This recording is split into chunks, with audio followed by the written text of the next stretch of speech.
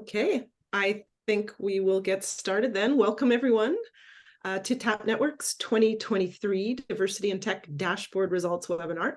This is Stephanie Hollingshead speaking. I'm the CEO for TAP Network. My pronouns are she, her, and I am absolutely delighted to be releasing our 4th annual dashboard measuring the diversity in our tech sector.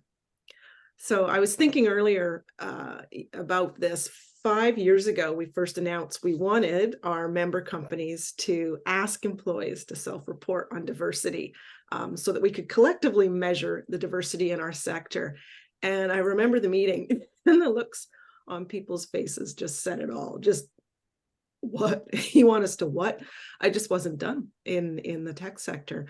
And so it has been an amazing journey. You know, there was a few brave companies at the start leading the way, measuring diversity and learning, and then sharing their learnings, sharing knowledge. And every year, more companies are getting on board. They're measuring their diversity and their workforce. And I'm just thrilled to see the growth in the data set, particularly in some of those categories where at the start there was so few companies measuring, and in the last even 2 to 3 years we've seen huge growth in those categories. So really excited about that. Thank you all for joining us to hear about this year's results and more. And we are recording today's session. I also want to let you know that yes, we will provide the slides, the link to the recording, and links to a number of resources that we're going to share throughout this session here. It's going to be a bit of a power hour. And also wanted to let you know that you can enable closed captioning within Zoom if you would like to do that. It is confidential. It's only going to show for you. So it won't be showing for everyone. Okay, I would like to kick us off by recognizing that while we are, of course, gathered virtually, we are gathered, and I'm honored to be joining from the ancestral and unceded lands of the Coast Salish peoples, including the traditional territories of the Musqueam, Squamish, and Tsleil-Waututh. And I'm very grateful to live and be learning and unlearning on these beautiful lands. And the tradition of doing land acknowledgements when gathering is a tradition that actually dates back centuries for Indigenous people. For us today, I think this acknowledgement can serve as a reminder of the discriminatory, racist, colonial practices that still have a lasting legacy and continue to create barriers for Indigenous people and for Indigenous communities across Canada. So if you feel comfortable sharing, please, would love you to say hi in the chat. It's always a bit lonely on these Zoom meetings. Say hi in the chat. Let us know what lands you are joining from. You can check out nativeland.ca, which we should be sharing in the chat here. Yep, there it is. Thank you. You can check that out to explore what land you are on. And yeah, say hello in the chat. So now I would like to turn it over to Kathy Gibson. Kathy's our Senior Consultant and Project Manager for our Equity, Diversity, Inclusion, Accessibility, and Belonging portfolio of work. So over to you, Kathy. Amazing. Thank you so much, Steph. It's been an absolute incredible journey.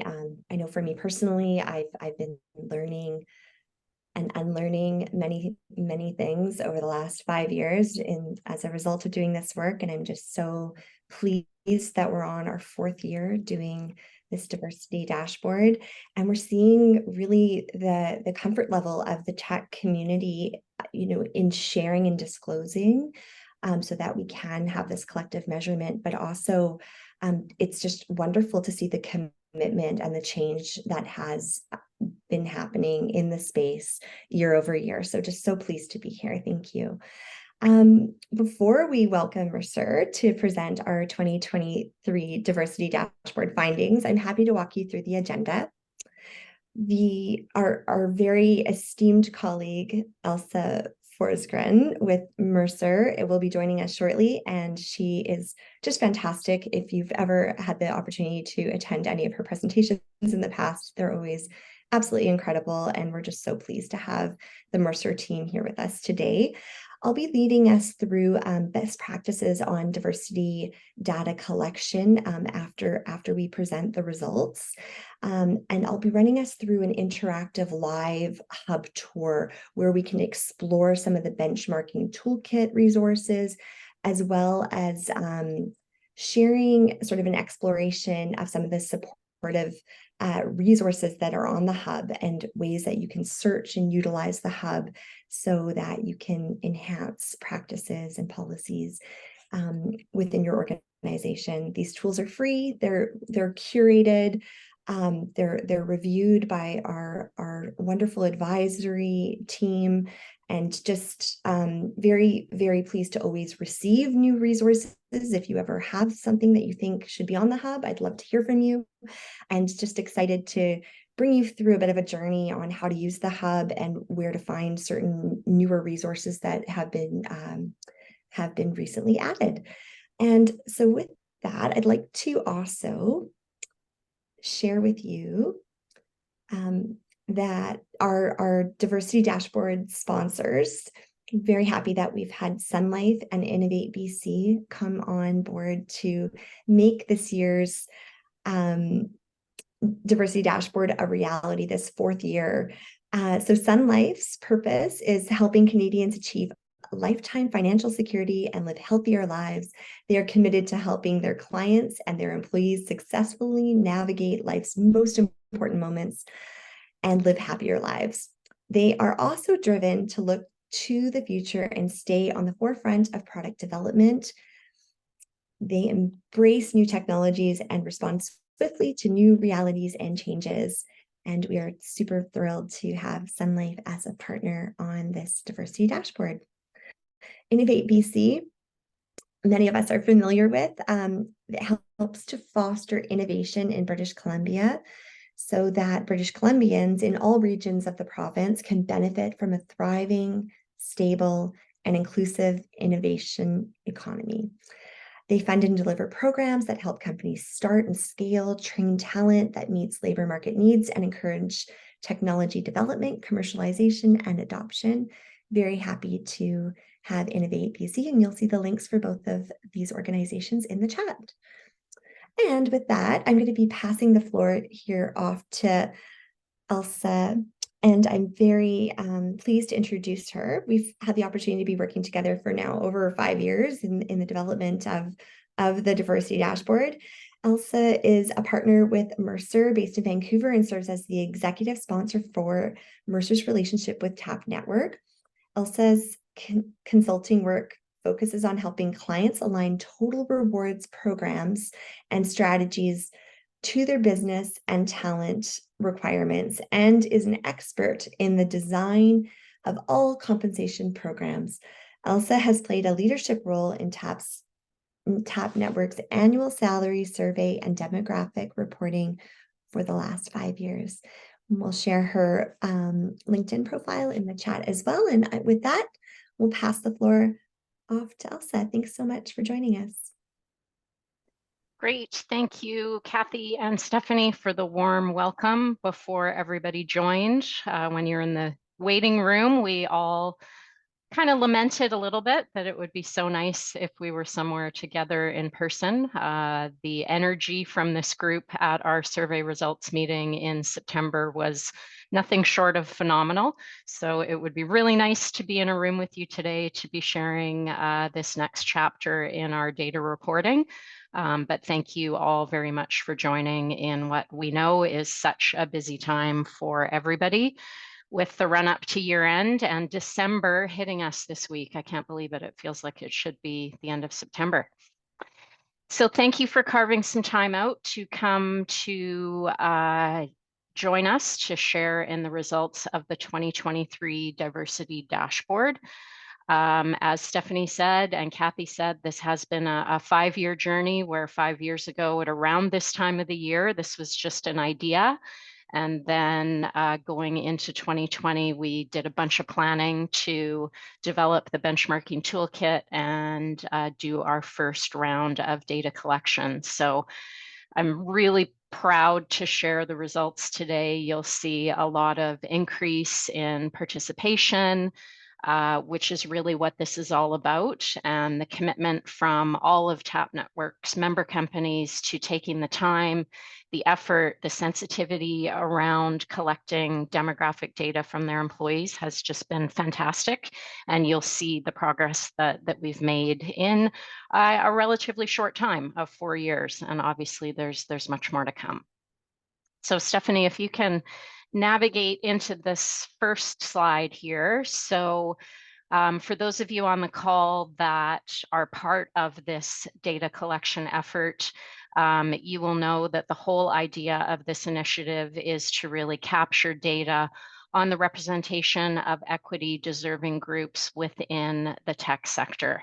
And we do this through the annual salary survey. That is obviously a great data collection tool around compensation.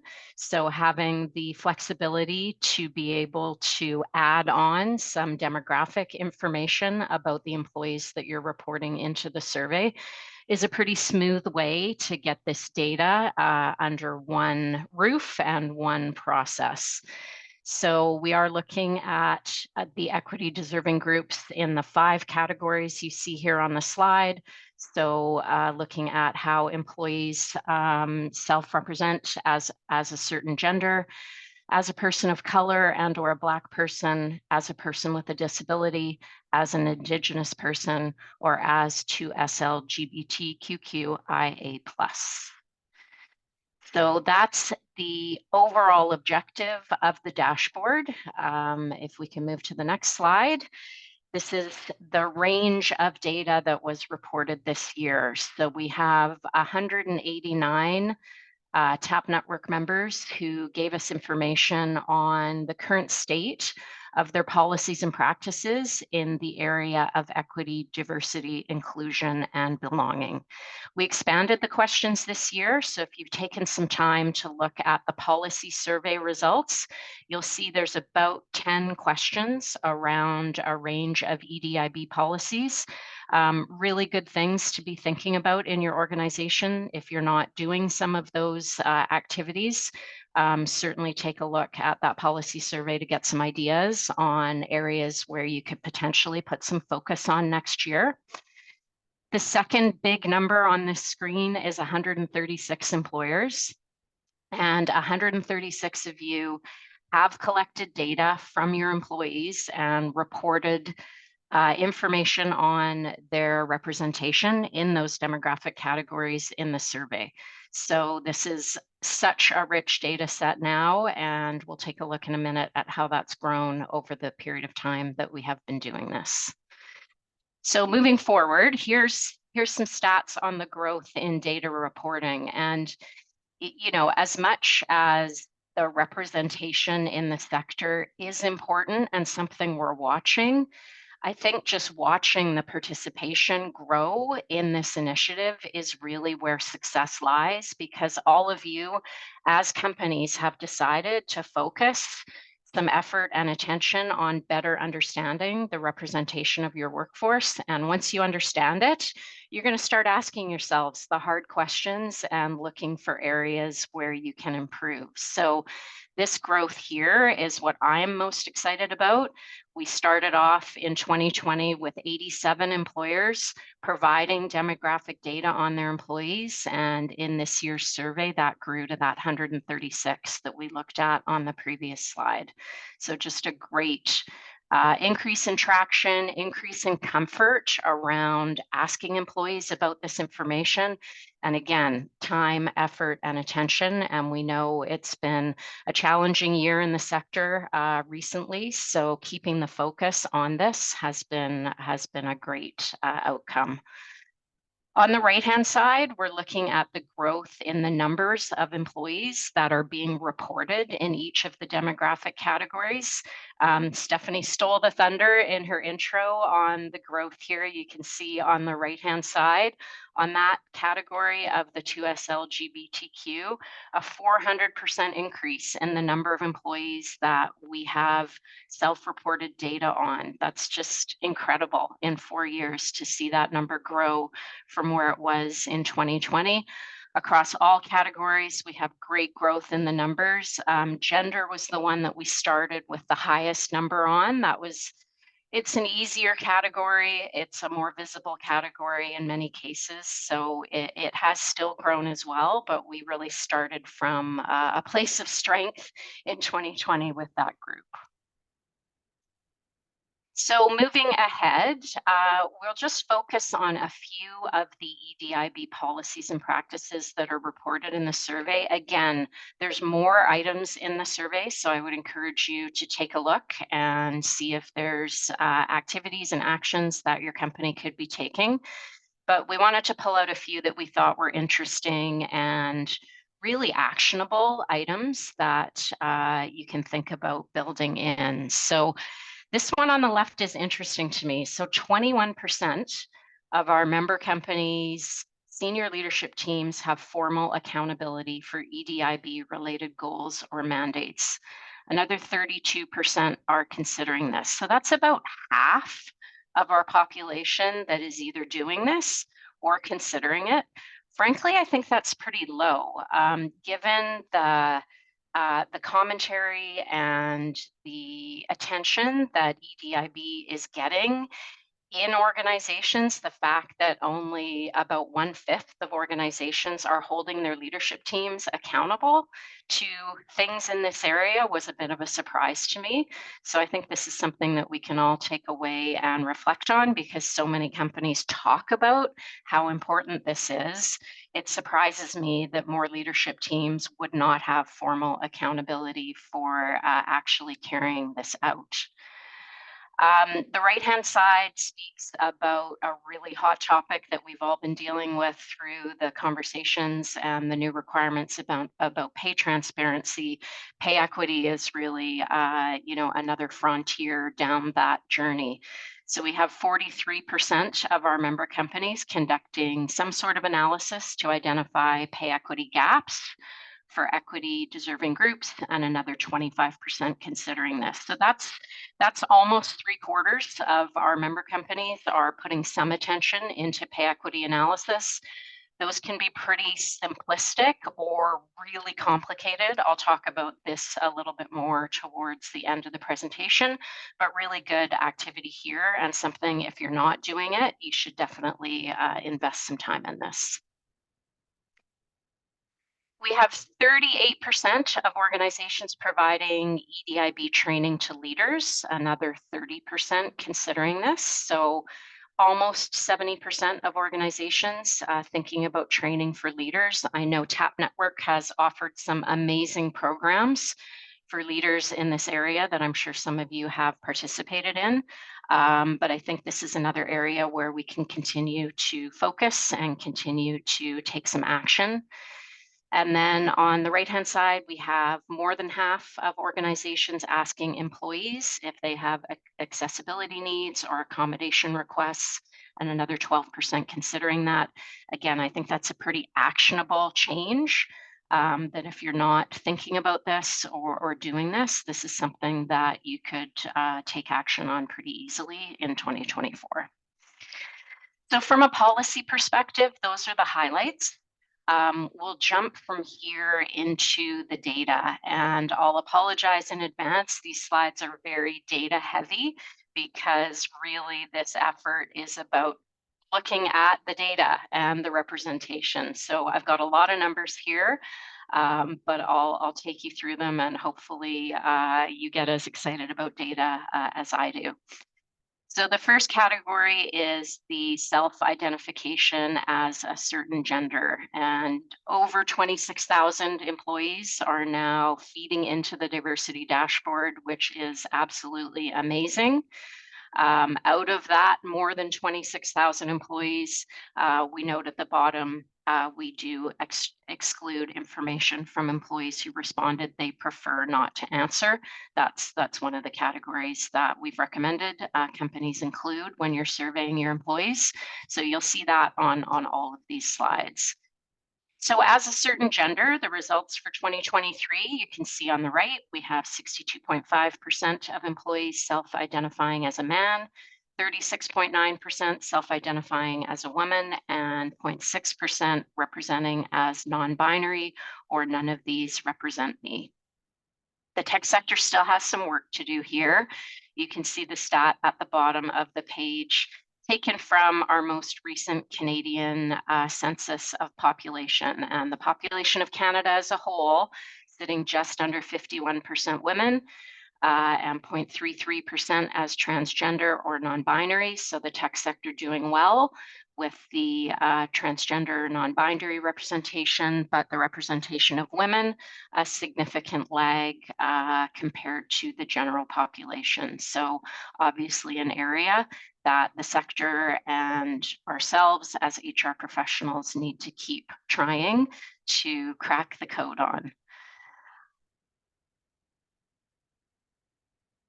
So as I said in the intro, we do have the largest population of employees reported in this demographic group.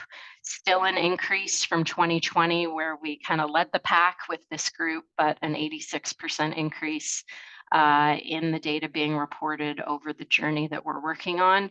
And we have seen the representation of women change since 2020. We've seen a 5% increase, which is great. And I think we can celebrate that. But obviously, compared to the broader population, we still have some work to do. And, as much as these representation statistics for the sector as a whole are interesting to look at, I really do think looking at the numbers for your own company and how they've changed over time is the real progress that we want to see. There's a lot of noise in a large data set like this, and the TAP network has evolved. We brought new members in from Eastern Canada. So the data set as a whole has a little bit of noise in it. It's obviously super interesting to look at these macro numbers, but the numbers in your own company and how those are moving or not moving is really what the main benefit from this work is.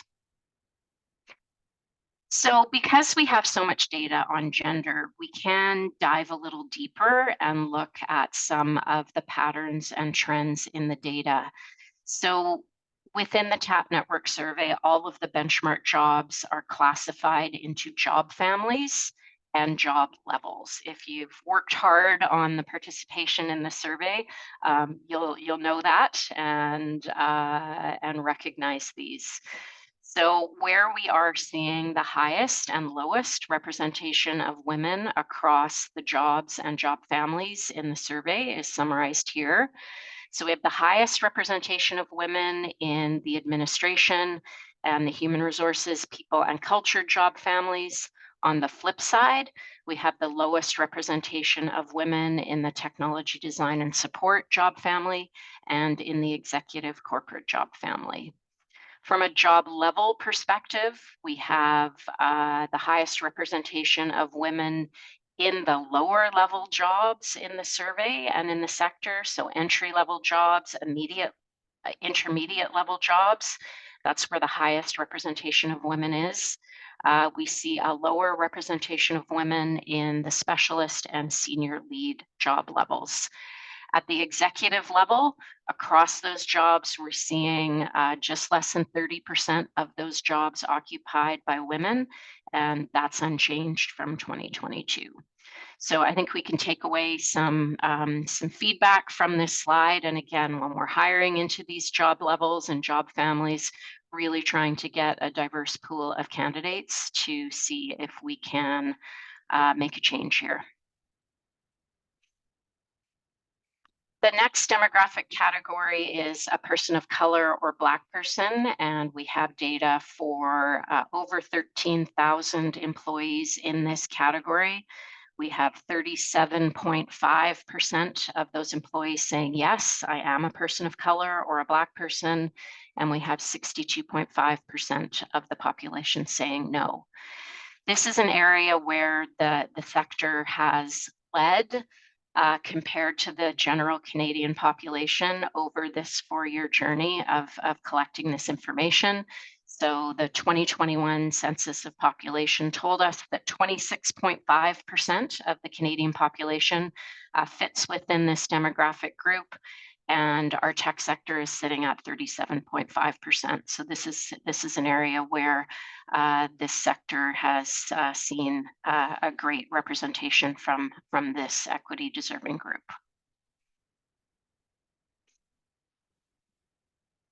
The representation did drop slightly year over year when we compare back to last year. Again, we've got some noise in that macro data set. Please focus on how the representation in your organization is trending over time. But again, we are still significantly higher than the Canadian population, and a huge increase since we started in 2020. We've got a 200% increase in the number of employees that we are getting data for in this category, which is amazing.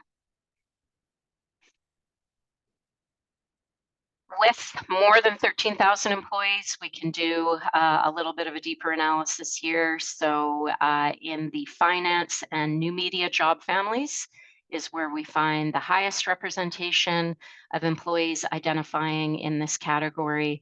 And from a job level perspective, the highest at the fully competent career job level and at the entry level. We're seeing the lowest representation in this demographic category in executive corporate jobs and the manufacturing job family, and the lowest at the executive job level. Looking at representation as a person with a disability, and these are apparent or non-apparent disabilities, we have data for more than 12,000 employees. We have 4.2% of those self-identifying as a person with a disability. We're seeing that being lower than the general Canadian population.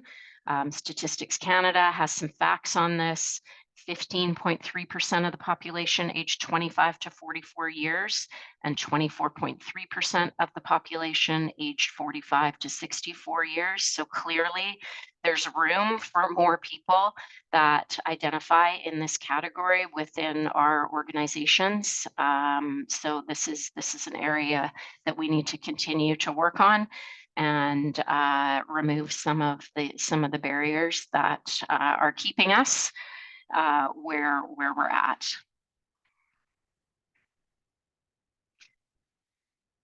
This did grow slightly year over year, which is good news, but again, still considerably lower than those general population statistics. From a reporting standpoint, again, an amazing, twofold increase in the number of employees that we are capturing self-reported data for, and a growth since 2020. When we started in 2020, the representation sat at 2.1%, and today we're sitting at 4.2%, which again, good news, but still room to grow. We can't dive as deep on this one, just having fewer data of individuals that do self-identify here. From the data that we have, we're seeing the highest representation in the HR, people and culture, and administration job families, and the highest representation in jobs at the intermediate level. But again, it is a fairly small sample size of people saying yes, so we can't draw as strong conclusions as we can for the other categories that we've looked at so far.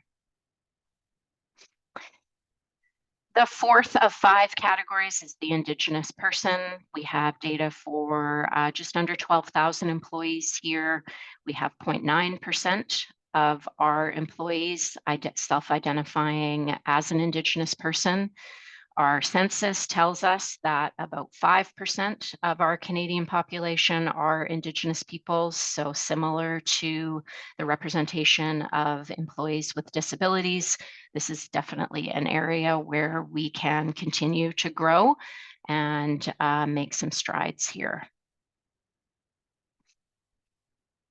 We've got a huge increase in the data that the member companies have collected and employees have self-reported, so almost a 200% increase in the data from 2020, and a growth in representation from 2020 as well, but again, still room to move to get closer to the population, and we can't really dive any deeper on this, just given the small number of employees that self-identified as a yes here. The last category is 2S LGBTQIA+. We have 7,300 employees who self-reported in this category. We have 8.8% of those identifying as yes. Statistics Canada in 2021 reported 4% of the population identifying with this category. So similar to the representation of visible minorities, this appears to be an area where the tech sector has made more progress, and this is an exciting one. On the next slide, we've highlighted again just the huge increase in the data that's coming in. So the comfort of self-reporting this demographic category and all of the member companies collecting this information is just a huge increase since we started this in 2020, and also a slight growth in the representation compared to where we were when we started.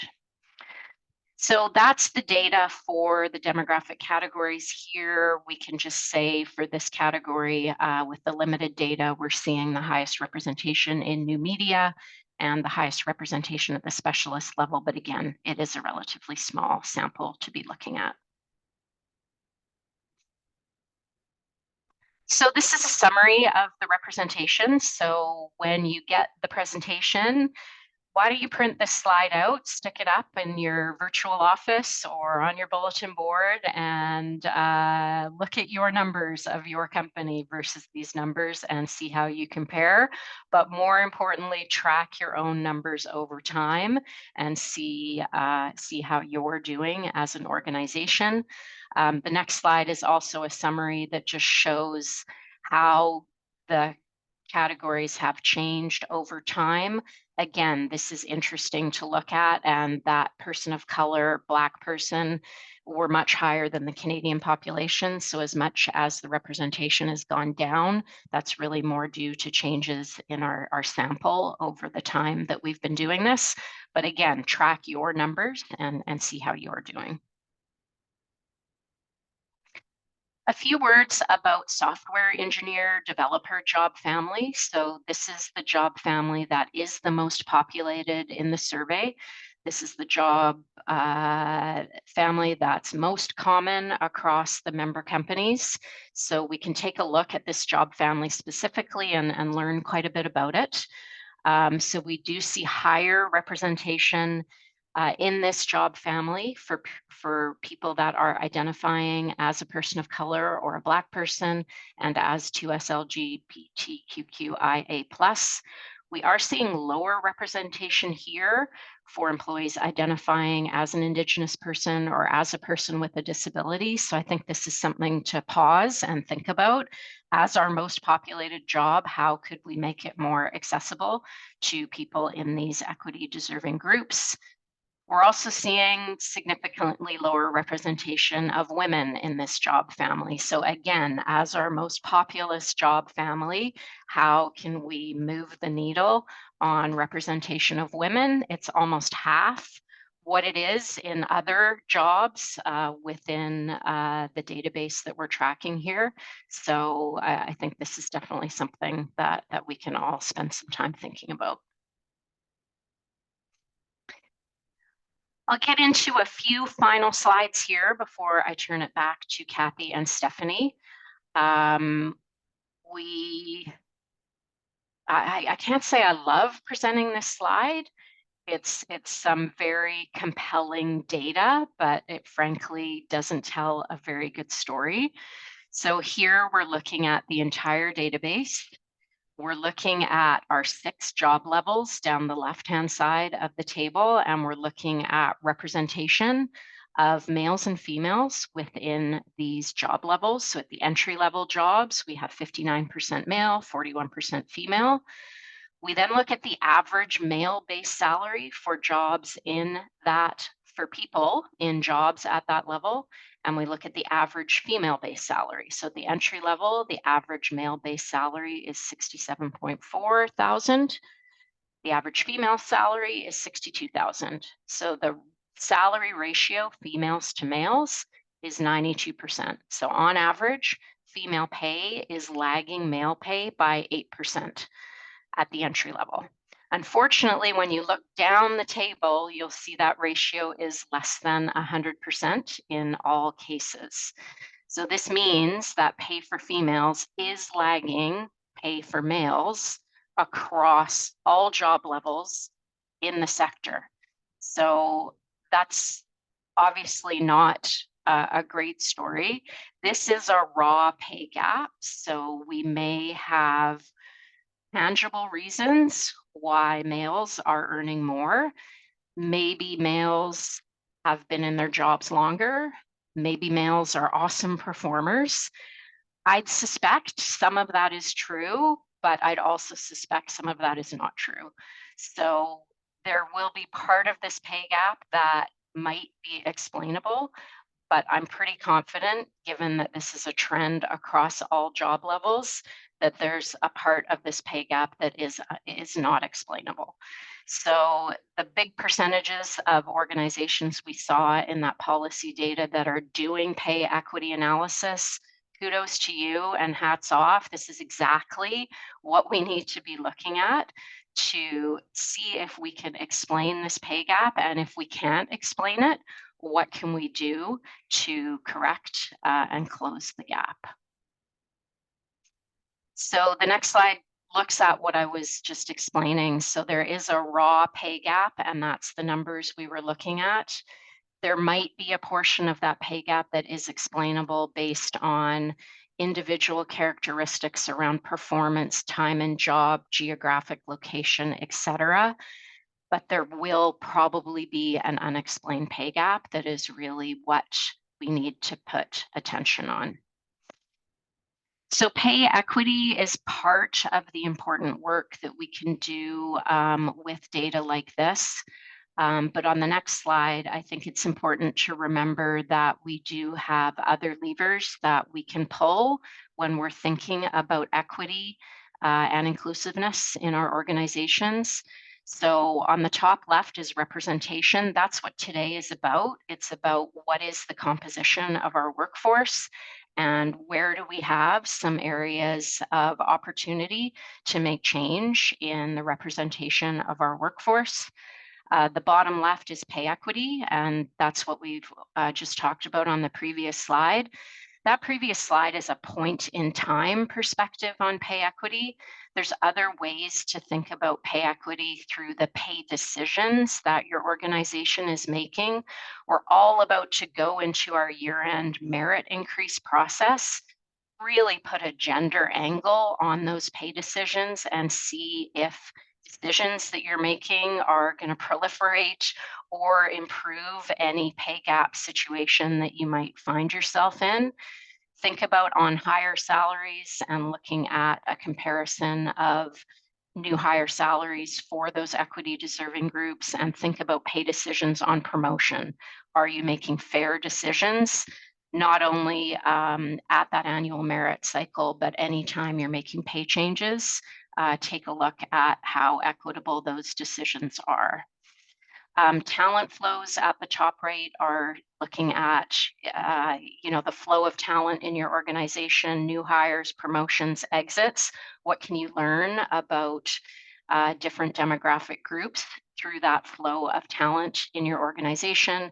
And then employee experience really gets to the inclusivity part of it and how that employee experience is stacking up in your organization.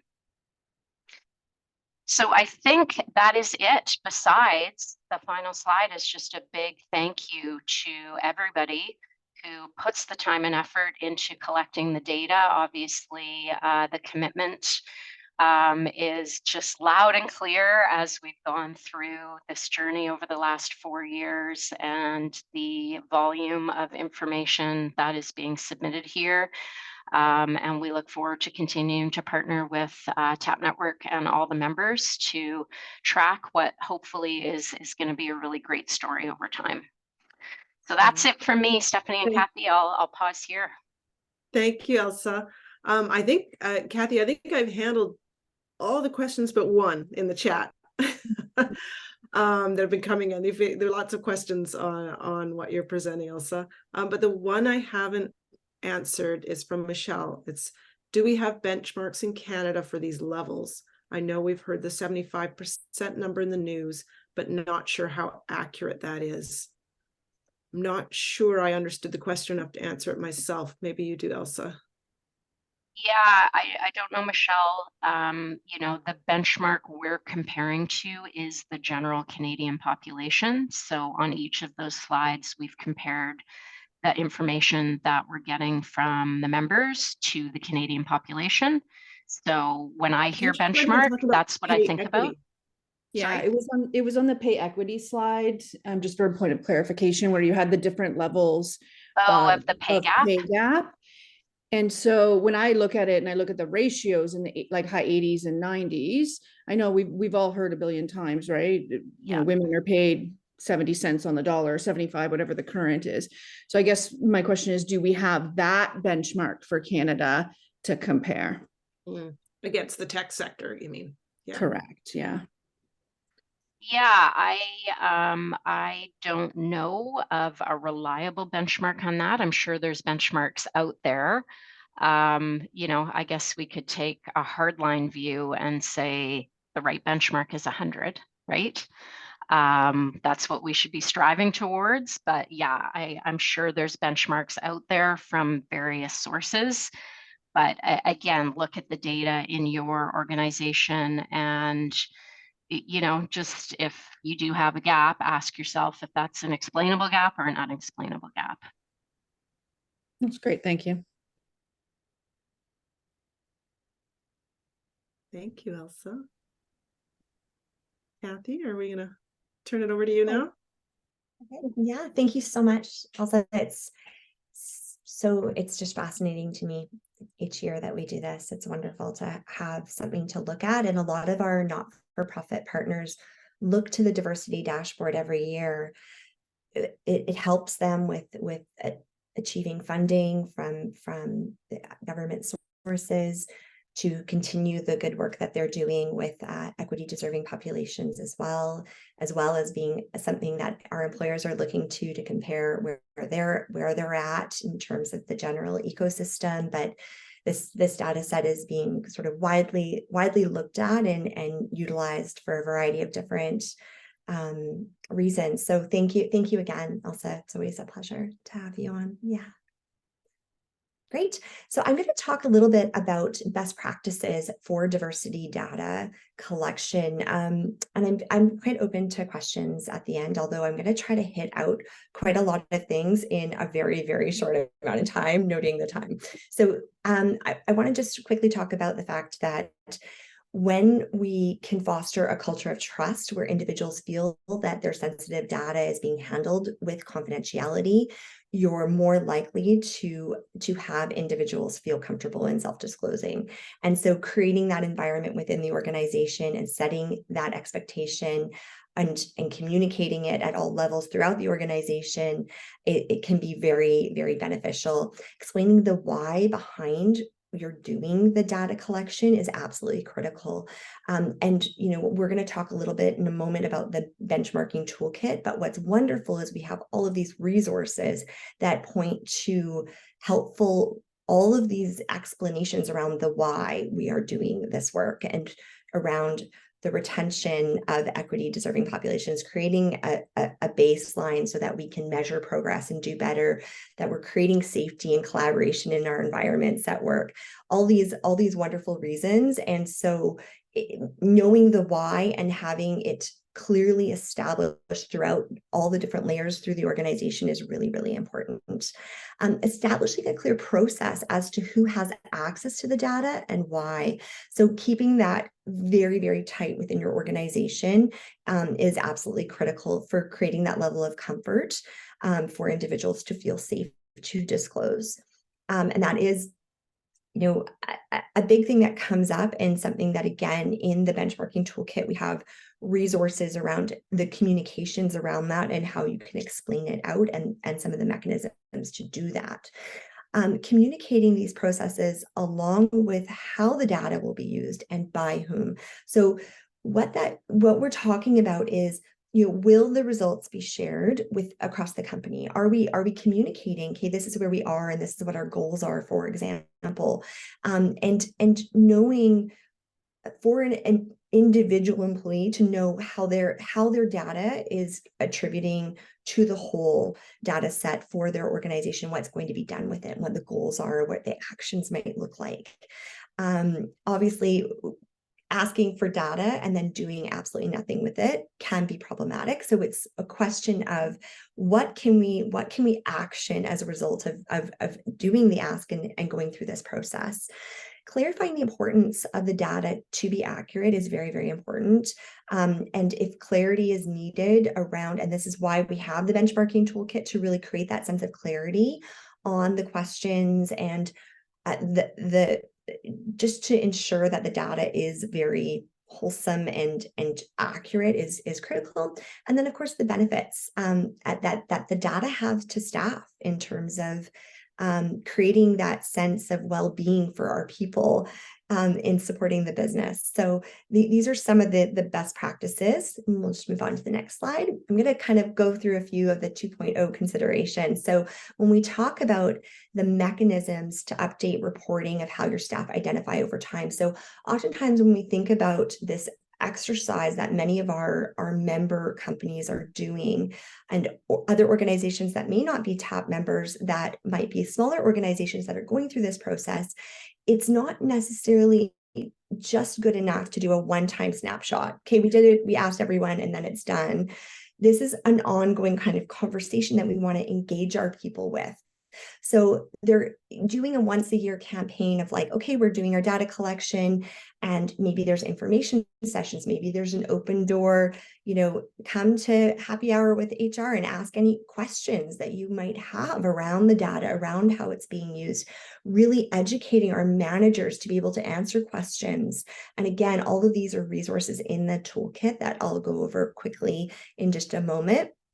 During the new hire orientation, as people are coming into the organization, it's another great opportunity to be like, this is something that we do. This is something that we could capture at point of orientation with a new hire, and explain that there's a commitment around diversity, equity, accessibility, and inclusion, and look at sort of setting that as a premise. We do this and this is why, and kind of having that conversation and getting some of that intel and that data from sort of that new hire onset. And then knowing that individuals may change in both their comfort levels or the way that they identify over time, and that creating a loop or an opportunity for individuals to come and to update their information, whether that be a way to do that through Bamboo, whether that, whatever resources your platforms might be, or to have a safe individual within the organization, if that you have an HR person that's like, I'm your point person if this ever changes for you, and kind of engaging in that conversation can be very, very important. Next slide, please.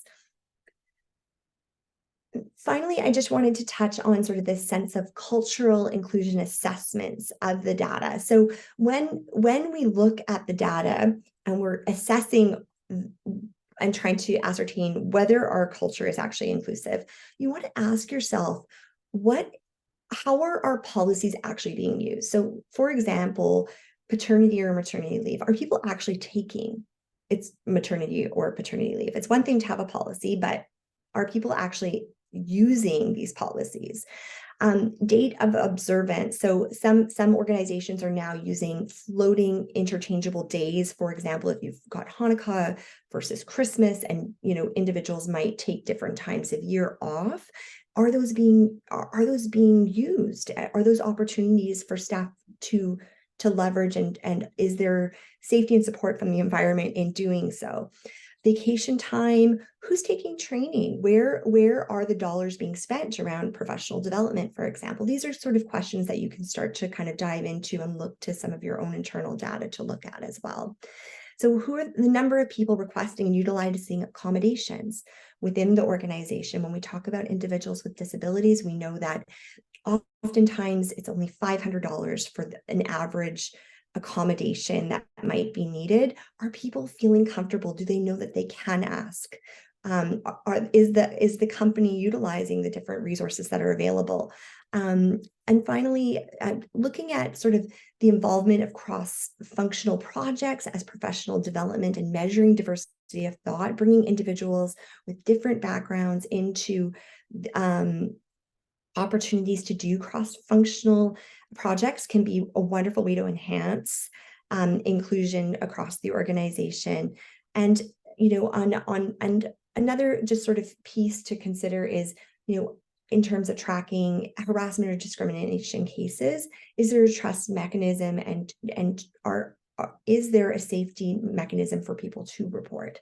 I'm going to go into the actual hub here, and I'm going to go ahead and say share my screen. Here it is, see all my business. Here we go. So I wanted to just jump in. So when we get onto the TAP Network website, I just wanted to highlight that when you go to EDIB on the TAP Network website and you go to EDIB Resource Hub under the dropdown, this will come up and we can get right into the hub there. And this is the first landing page that you'll see on the hub. You'll notice here we've got the benchmarking toolkit, and I'm going to dive into it right here. You'll see that there's a drop down that populated, and when you scroll down, you'll see these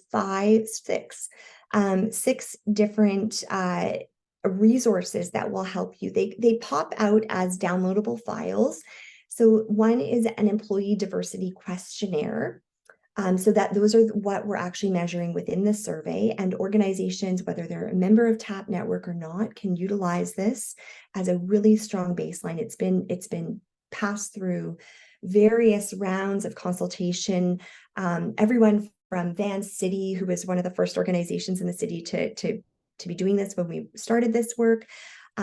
Another is a leader and manager communications package. And this one's a really great resource because it goes through, everything from what is an equity deserving population as an organization, why are we doing this? Or what do you mean by equity, diversity, inclusion, belonging? Or I think, we don't have a diversity problem. Why are we doing this? And aren't our employees going to misinterpret this? And it really goes into some of the Q&A and the answers so that we're equipping our managers to answer questions that might arise. Key considerations for measuring workforce diversity. Again, great resource. I encourage you to check out all of these. Employee FAQ. So if employees have questions around why is this, these are all resources that you can quickly brand and tweak and share out broadly. So we've done a lot of the work for you to make this process as easy as possible.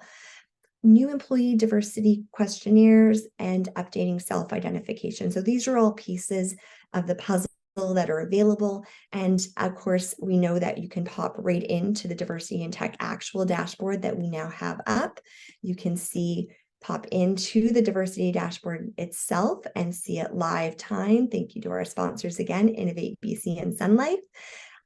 Really great just opportunity to check all of these things out. Just gonna pop back. And with that, I also want to just show you briefly. So I'm going to pop into the hub here, and I want to use the search mechanism. And I'm just going to show you how to go about searching for a few resources so that you can utilize the hub to its fullest here. So I'll just give you an example. Recently, we ran a queerly inclusive lunch and learn session. And this session is available online. You literally just click it. It takes just a second to load, but the entire video of the lunch and learn is available online and something that you can access. So there we go. Another great thing is that when we pop in different keywords, so for example, if we were to say gender strategy, and I'm just giving you a couple of quick examples here so that you can see all of the wonderful resources that are available. We've got a wonderful gender strategy toolkit that is a terrific resource. Just as an example, there's a lot of information on the hub around using gender neutral language, all sorts of wonderful things. This one's put out by the Australian government, and it provides a strategy guide around all sorts of wonderful diagnostic sort of tools around utilizing and analyzing your processes. So lots of just wonderful different resources that you can hop into and see. Here we go. Another quick example here. We know that Minerva is a wonderful partner and does amazing work with us. Has been on our governance committee. So if you were to look up barriers around equality, for example, or different keywords around women, this is a wonderful resource around dismantling barriers for gender equality in the workplace. You can pop through this. It goes through just a fantastic series of the research, the terminology, and the key findings, even just around access to opportunities that might be unequal, gender barriers that persist, and how pronounced they are by age and career stage, how to support workplaces and help women advance, lack of engagement on gender equality awareness. Wonderful, wonderful resources that can be good reference points when you're having conversations internally within your organization as well.